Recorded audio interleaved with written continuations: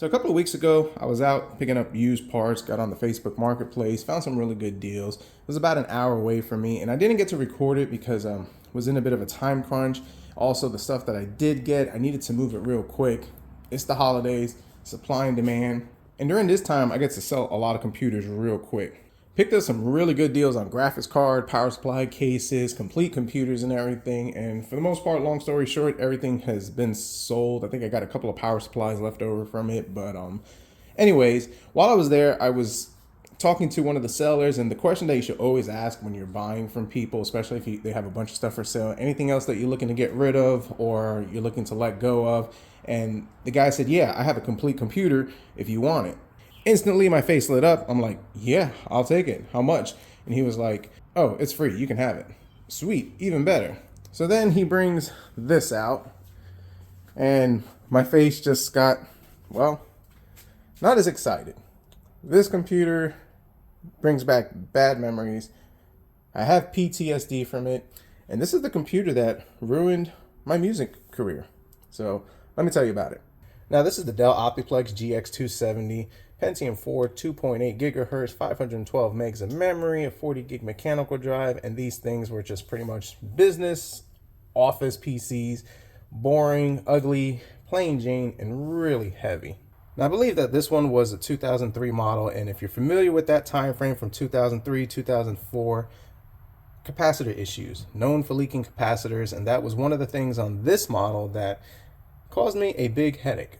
Now, they were not designed for gaming, and could you upgrade it and put a graphics card into it? Yes. Now, this is the regular desktop version. Typically, you'd put the monitor on top, or you could just put it up on the side, just depending on what you prefer. I know in the computer lab that I was in, that they would put the monitors on top to save space. It is what it is. Now, in the back, you can see your I/O, Ethernet, bunch of USB, sound, VGA for the built-in Intel graphics cards, parallel port, serial port. I mean, nothing too fancy. Now, over here on the side is where you'll see a little bit of potential where these things were actually pretty decent if you bought them years later and were able to fix the capacitor issues. You had provisions to add a graphics card, low profile, obviously, if you wanted to use the AGP. And on the side, full size for PCI port. So if you wanted to add like something like a Sound Blaster sound card, there was provisions to kind of make this decent. Now, one thing about this, it is heavy. I mean, yeah, they are heavy. Definitely a backbreaker. But even though they're heavy, it feels kind of cheap. So let's open it up, let's dive in, and I'll tell you the story of how this messed up my music career. Now, to open it up, there's a button over here, push it in, and voila. So now, I was a music major in college. I actually have my degree in music. It was back in 2005. I was a sophomore in college, and I was taking composition and arranging, and we were using the program, I think it was called Finale. And these Pentium 4s actually work pretty decent for just, writing music and just editing music and all that type of stuff. Or do you edit music? I don't know. It's been a while. But anyways, we had a bunch of these in the computer lab for the music room. So if you didn't have a computer in your dorm, which I did, and that's another story, you could jump in over here. They had 24-hour access. You just had to put in we didn't have key cards back then. You got like a special number for it. They had to punch in. But you could go in, log in after hours, and just work on your composition. So in my dorm, I did have my own computer. It was a Duron computer. It was really slow. It had a cheap power supply. And one night I was working on my composition piece. It was due that morning.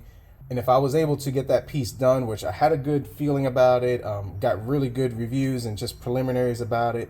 Once the piece was completed and I was able to get a good grade on it, they were going to preview it in one of the next upcoming student recitals. So yeah, I was excited about it, had a good feeling about it. And once it got previewed in the recital, they looked into the whole publishing thing. There was a whole bunch of other things there was a whole bunch of opportunities that would have opened up had everything gone smooth. My computer in my dorm finally kicked the bucket.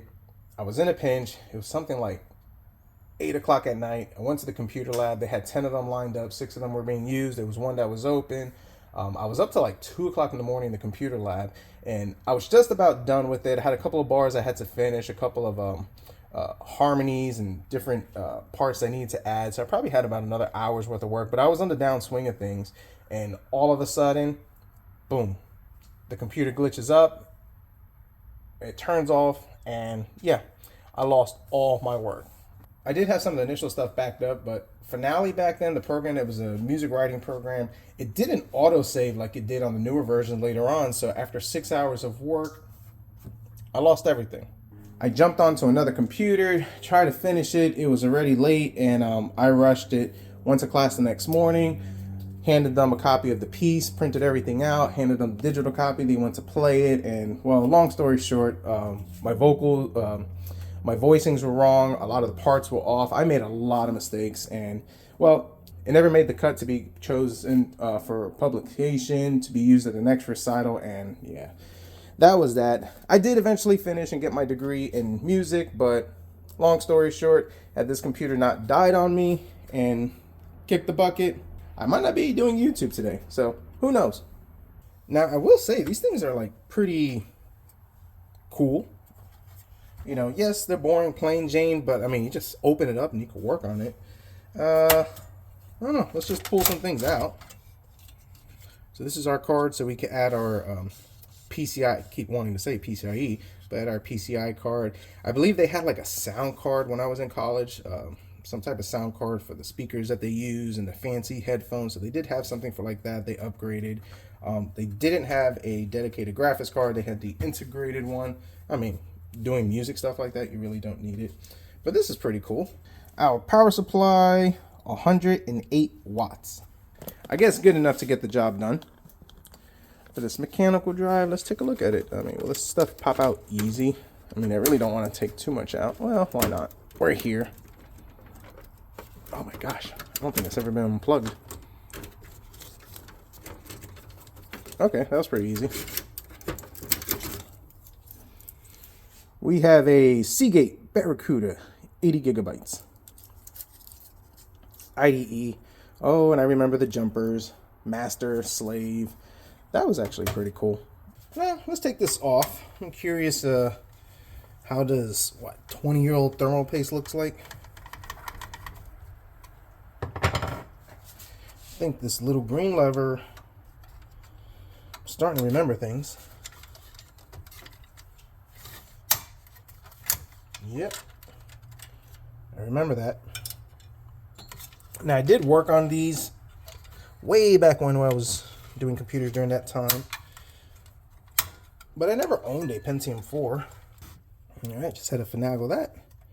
Let's slide up. Or are there more things holding me back? Man, they really don't want the CPU to come off. There we go. Our old, dried up dust. Now let's clean this up. I believe this was the 2.8 gigahertz. And yep, taking a look at it, it is. Let's pop it out.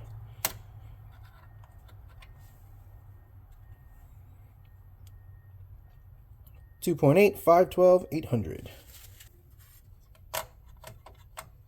Match up our Legend of Zelda triangles. We'll just wipe this off and put a little bit of cheap thermal paste on it just to, you know, say we did. Let's go ahead and let's just dust it out.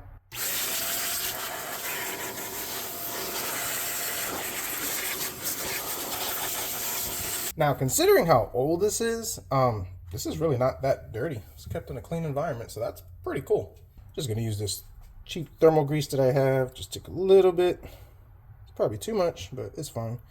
And we'll just spread it accordingly. Let's throw this thing back on.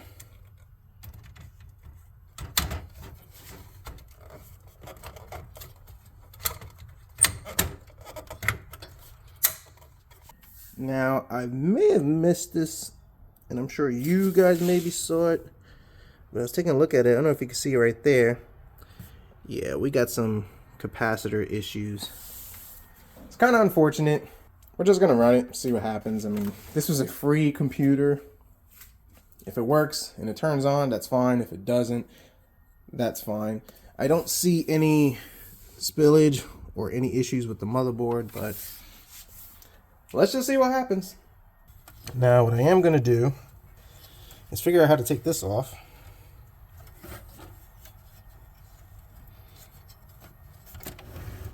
Maybe that needs to come out. Maybe that loosens it. Okay. We're going to pop this out. We're going to pop this in. Kind of brand new seal. So I bought this for another project probably a couple of years ago, and well, that project didn't fall through. But anyway, this is I think it's an NVIDIA GeForce. It's a 5200. It's AGP, VGA port, low profile. So we're going to pop this in and, you know, why not? I have it. Then again, this thing probably doesn't even work. So there's that. I think the guy said it did work, but I've been told that before, so let's just gamble. All right, it pops in. I'm assuming this is what tightens it. I could be completely wrong, but yeah, I don't go nowhere, so that works. Let's plug in our VGA.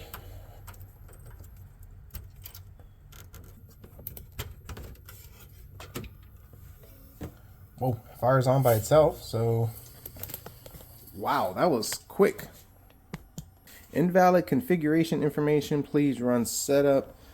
Probably that battery is dead. Does it have a copy of Windows on it? It does. Oh man, this might be easier than I thought. So far, so good. I mean, considering the capacitors are, you know, suspicious and not really, yeah, capacitors are junk. But considering, I mean, we're off to a good start. Click your username. My name is Administrator. What's your name?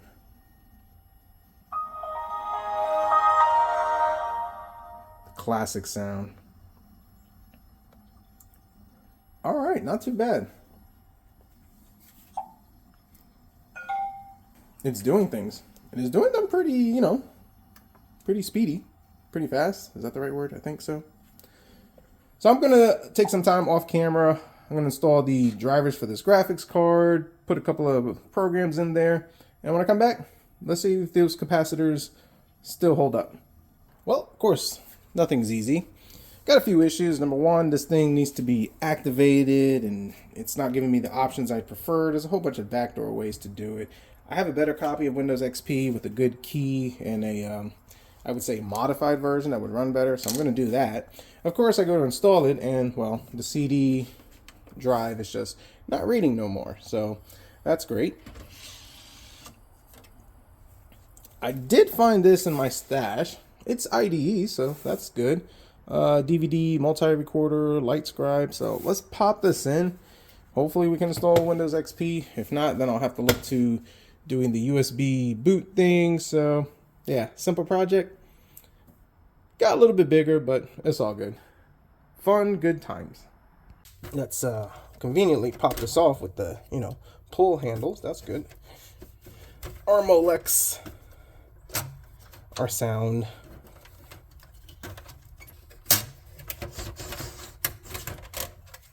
Nice.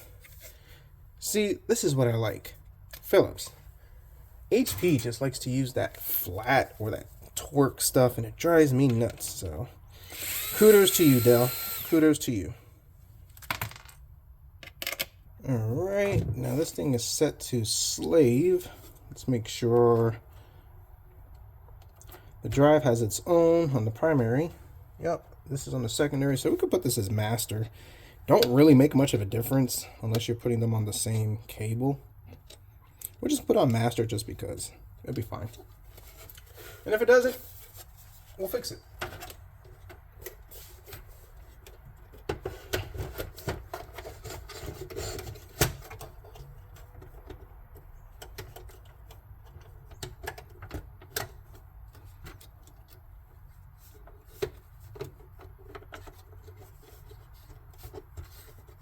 Well, things escalated quickly. As you can see, got the DVD drive working. So the one I put in, and yeah, I need to be a little more gentle. This one was dead too. The one that it came with, no good. So I found these. I have a bunch of these. These are SATA ones, and as you can see, or as you know, this board does not have SATA support. But I have an adapter. I don't know if you can see it. Can I get you in there? Yeah, just like so. That converts IDE Molex to SATA for the CD-ROM drive. So I popped that in. Seems to be working. Seems to be reading the drive. Seems to be reading the CD. So this could work, and this will allow me to install Windows. If it doesn't work, then I got a bunch of other ones I could try. And if that don't work, then USB it is. But I really don't want to go make one. It won't take long, but I guess I'm being a little lazy. I don't know. So my setup worked out pretty good. The CD works, the drive works, the adapter worked flawlessly, installed Windows XP with no issues. Now we're installing the drivers. I went ahead and installed the video drivers, which you can download online. Actually from NVIDIA's website is where I got it from. Now I'm installing the sound drivers, and I just wanted to turn the camera on for this because I kind of miss this cool stuff like that. Something vintage about it, just the look, brings back good memories. So hopefully this will install the sound drivers. I did get it from Dell's website. They still have the older stuff for it, which is pretty cool. Now I know there are some other programs and softwares that you can use that installs all the drivers for that. I'm just going simple and basic. And once this is installed, I'll actually be able to play some of my games. I was trying to install Call of Duty, and it will not install unless the sound drivers is working. Unfortunate. Well, it installs, but it will not play. So let's get this thing going. And then hopefully we can play some games. And we can hear that. Oh, there it goes. It's working. Built-in speaker. Love it. Alright, got the Call of Duty up and running. Looks as good as can be. That, what is it? GeForce 5200 is obviously more than enough for this. Got all the games maxed out. The settings look pretty decent. And I'm sure we could play some other games as we go along. Runs pretty smooth. Pretty decent.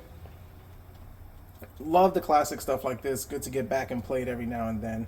But what is real surprising is that even with the bad capacitors, this thing is running perfect. I haven't had any issues, knock on wood. So I think we're good. Everything's set up. We can obviously play some more games, but we're going to wrap up this video right here.